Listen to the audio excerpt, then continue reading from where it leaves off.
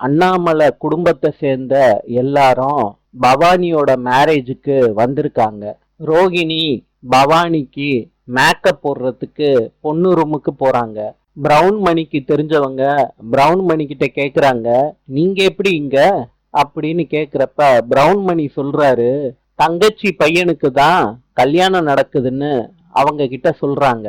அதுக்கு பிரவுன் மணிக்கு தெரிஞ்சவங்க சொல்றாங்க, நாங்க தான் பூ ஆர்டரை எடுத்தது, நாங்க தான் இந்த அலங்காரம் பண்ணியிருக்கோம். மாலை எடுத்துட்டு போறாங்க பாருங்க, அவங்களும் எங்க கூட சேர்ந்துதான் இந்த பூ அலங்காரத்தை பண்ணியிருக்காங்க அப்படின்னு பிரவுன் மணி கிட்ட காட்டுறாங்க.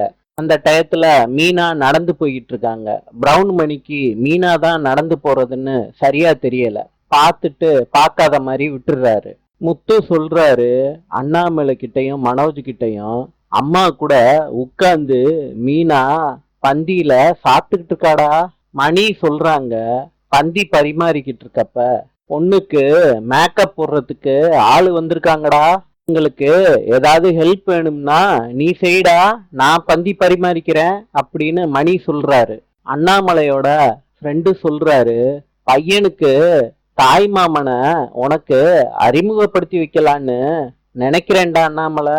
ஒரு செகண்டு நில்லுப்பா, நான் கூட்டிட்டு வந்துடுறேன் அப்படின்னு அண்ணாமலை ஃப்ரெண்டு சொல்லிட்டு போறாரு.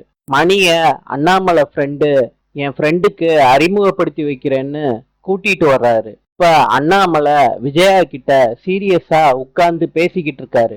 மணிய அர்ஜென்ட்னு சமயக்கட்டு பக்கம் இருக்கிறவரு கூட்டிட்டு போறாரு. முத்து யதார்த்தமா சமயக்கட்டு பக்கம் போறாரு.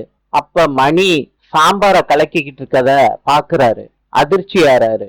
அண்ணாமலைய வேகமா போய் முத்து கூட்டிட்டு வர்றாரு. அவங்களோட மனோஜும் ரவியும் வர்றாங்க. எல்லார்கிட்டையும் மணிய காட்டுறாரு முத்து. மணி சாம்பாரை எடுத்துட்டு வர்றப்ப பாத்துடுறாங்க முத்துவையும் அண்ணாமலையும் மத்த 2 பேரையும்.